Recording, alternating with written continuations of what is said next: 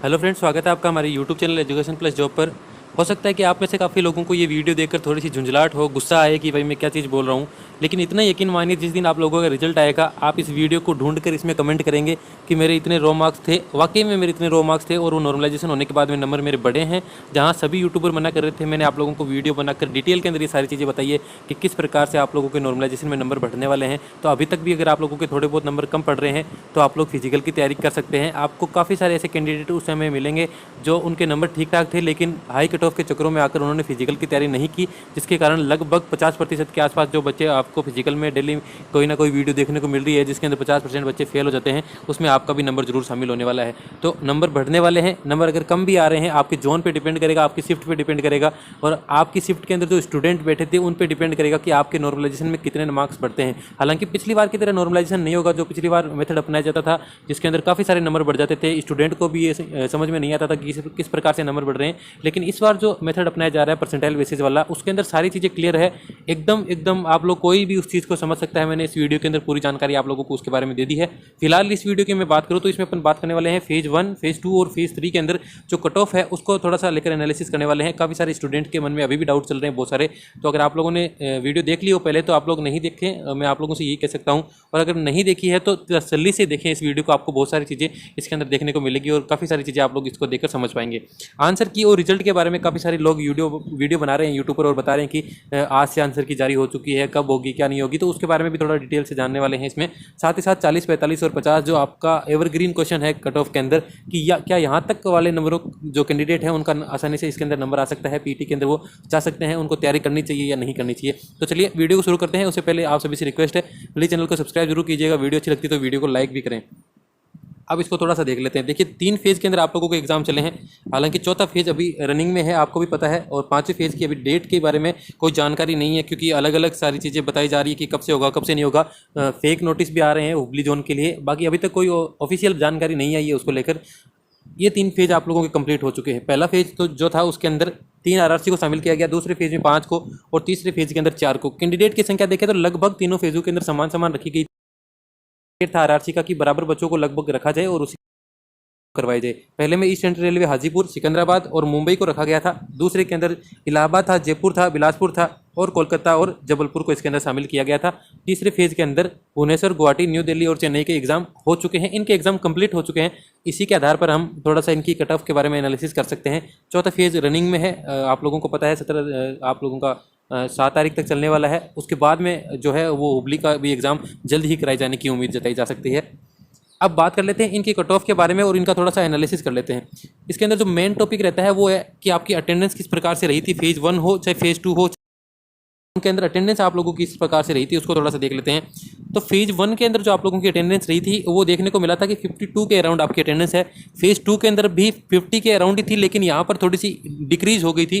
काफ़ी सारे लोग ऐसा हालांकि बता रहे थे कि अब लोग धीरे धीरे पेपर देने आ रहे हैं, क्योंकि पेपर की डिफिकल्टी लेवल और साथ ही साथ में जो फेज़ 1 की अटेंडेंस थी उसको देखते हुए काफ़ी लोगों को ऐसा लग रहा था कि बहुत सारे लोग एग्जाम छोड़ रहे हैं, तो क्यों ना हम भी अपने भविष्य को आजमा लें। लेकिन ऐसा देखा गया कि सेकंड फेज़ में अचानक से वापस कट ऑफ जो है वो डाउन हो गई। अगर जोन वाइज इसको पर्टिकुलर देखेंगे तो 35 से 40% के आसपास ही ये कट ऑफ देखने को मिली थी। इसको थोड़ा सा मैं बता दूं, 35 से 40% के आसपास कट ऑफ देखने को मिली थी, लेकिन ओवरऑल बात करें तो ये 50% के आसपास रहती है और फेज़ 3 की भी 50% के आसपास अटेंडेंस रहती है। मैं फिर से बता रहा हूँ, अटेंडेंस के जो आंकड़े हैं ऑफिशियल नहीं है, लेकिन आप लोगों के रिव्यू के आधार पर ही इस चीज़ को देखा गया है। और मैं अगर अपने पर्सनल एक्सपीरियंस से ये बताऊँ तो जोन वाइज अगर अपन देखेंगे तो अटेंडेंस मात्र 35 से 40% के आसपास ही रही है। इससे ऊपर किसी भी हालत में नहीं रही है। कहीं कहीं जोन जो एवरेज बन रहा है वो 45 के अराउंड ही बनेगा। जब आप लोगों के सामने ऑफिशियल डाटा आएंगे तो जरूर इसको शेयर करेंगे। उसके बाद में देख लेते हैं अटेम्प्ट्स के बारे में।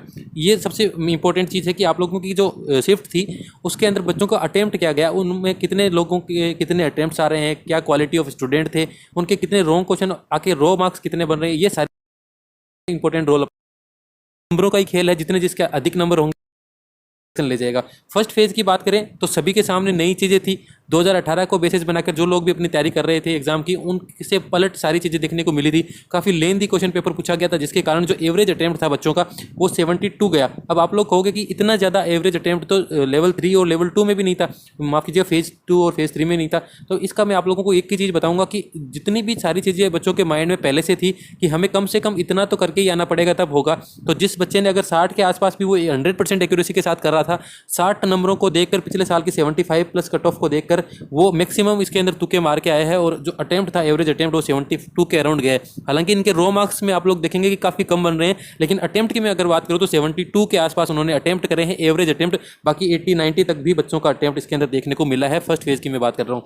उसके बाद में आता है सेकंड फेज़। सेकंड फेज़ में अटेम्प्ट की बात करूँ तो सेकंड फेज़ के अंदर बच्चों को पता चल गया, यूट्यूब के एनालिसिस के थ्रू उनको चीज़ें पता चल गई और 65 से 70 के आसपास ही उनका एवरेज अटेम्प्ट निकल कर आया। यहाँ बच्चों ने एक्यूरेसी पे ध्यान दिया, यहाँ बच्चों ने ध्यान दिया कि मैं मैक्सिमम राइट क्वेश्चन को ही अटेम्प्ट कर सकूँ, जो मेरे को नहीं आ रहा है या फिर टाइम टेकिंग क्वेश्चन है उनको अगर मैं स्किप कर दूंगा तो मेरे को फायदा मिलेगा, मैक्सिमम क्वेश्चन को मैं देख पाऊंगा। वरना कुछ बच्चे तो ऐसे थे जो 70 से प्लस क्वेश्चन ही नहीं देख पा रहे थे, यानी 70 के आगे क्वेश्चन ही नहीं देख पा रहे थे और उनका टाइम समाप्त हो जा रहा था। तो इसलिए बच्चों ने यही उचित समझा कि जितने क्वेश्चन मुझे आ रहे हैं, मैं पहले राउंड, दूसरा राउंड, जितने भी मेरे से हो उसके अंदर मैक्सिमम क्वेश्चन उनको करूँ, उनको सोल्व करने की कोशिश करूँ जिनको मैं आसानी से कर सकता हूँ। और उनका जो एवरेज अटेम्प्ट था वो 65 से 70 के अराउंड था। हालांकि जो नेगेटिव मार्किंग है वो इसके अंदर भी अपना प्रभाव दिखाएगी, क्योंकि 1/3 सबसे डेंजरस मार्किंग होती है 1/3। तो यहाँ का अटेम्प्ट रहा 65 से 70 के बीच में। अब फेज़ थर्ड की बात कर लेते हैं। फेज़ थर्ड के अंदर वापस कैंडिडेट ने थोड़ा सा अपने आप को बूस्ट किया, या फिर आप लोग मान लीजिए कि एनसीईआरटी को उन्होंने पढ़ना शुरू किया। क्योंकि फर्स्ट फेज़ और सेकंड फेज़ के अंदर काफ़ी लंबा समय था, तो थर्ड फेज़ वालों को बहुत अच्छे से समय मिल गया था। हालांकि ज़्यादा कुछ तो नहीं उखाड़ पाएंगे वो, माफ़ कीजिएगा अगर लैंग्वेज का कोई इश्यू हो तो, लेकिन आप ये मानिए कि उन्होंने बहुत सारी ऐसी चीज़ों को कवर कर लिया जो एक फिक्स पैटर्न के अंदर आती रहती है। तो उसके आधार पर अपन ये मान सकते हैं कि फिर से ये जो अटेम्प्ट का रेशियो था वो 72 के आसपास में पहुँच गया। लेवल थर्ड के अंदर, फेज़ थर्ड के अंदर भी ये सारी चीज़ें आपके सामने मैंने रख दी है। फिर डिफिकल्टी लेवल की बात करते हैं। देखिए टीसीएस ने कंटिन्यू अपने पेपर का लेवल जो है वो मेंटेन करके रखा है। आप फर्स्ट फेज़ की बात कर लो, सेकंड फेज़ की बात कर लो या थर्ड फेज़ की बात कर लो, तीनों के अंदर जो डिफिकल्टी ऑफ पेपर थी, लेवल था, वो एकदम समान था तीनों के अंदर। सभी लोग ऐसे कह रहे थे कि ये मॉडरेट टू हार्ड के लेवल का पेपर था।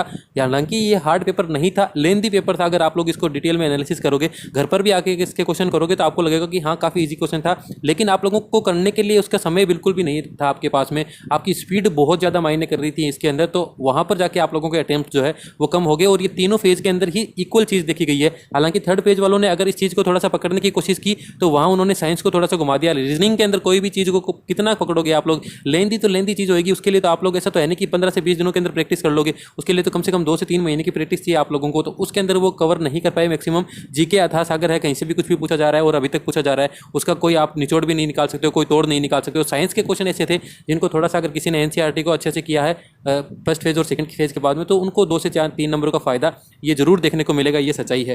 कट ऑफ के बारे में बात कर लूँ तो कट ऑफ का मैंने आप लोगों को बता दिया है। अपन ने चैनल पर अलग अलग जोन के हिसाब से कट ऑफ के बारे में चर्चा शुरू कर दी है। जो वेस्टर्न रेलवे है मुंबई, उसके बारे में मैंने कट ऑफ बनाकर डाल चुका हूँ।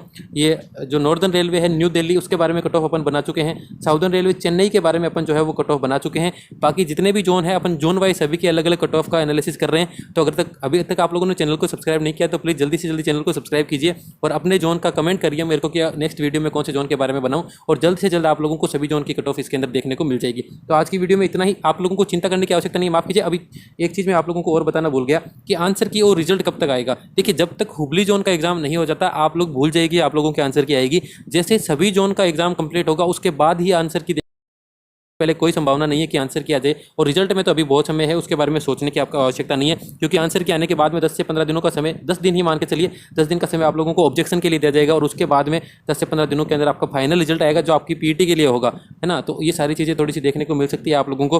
और कट ऑफ जो है हाई जाएगा या लो, इसके बारे में मैं आप लोगों को बता दूँ। अगर एवरेज आप लोगों के 50 के आसपास में भी नंबर बन रहे हैं आप लोगों के जोन के और शिफ्ट के आधार पर, तो मैं आप लोगों को कहूँगा एक बार कुछ दिन तक आप लोग मेरे कहने से थोड़ी सी फिजिकल की तैयारी कर लीजिए। आप लोगों को इसका बेनिफिट ही देखने को मिलेगा, कोई भी नुकसान नहीं होगा। तो चलिए आज की वीडियो में इतना ही। चैनल पर आ रहे हो तो प्लीज़ चैनल को सब्सक्राइब करें बिना मत जाइएगा, और वीडियो अच्छी लगती है वीडियो को लाइक जरूर करें। जय हिंद, वंदे मातरम।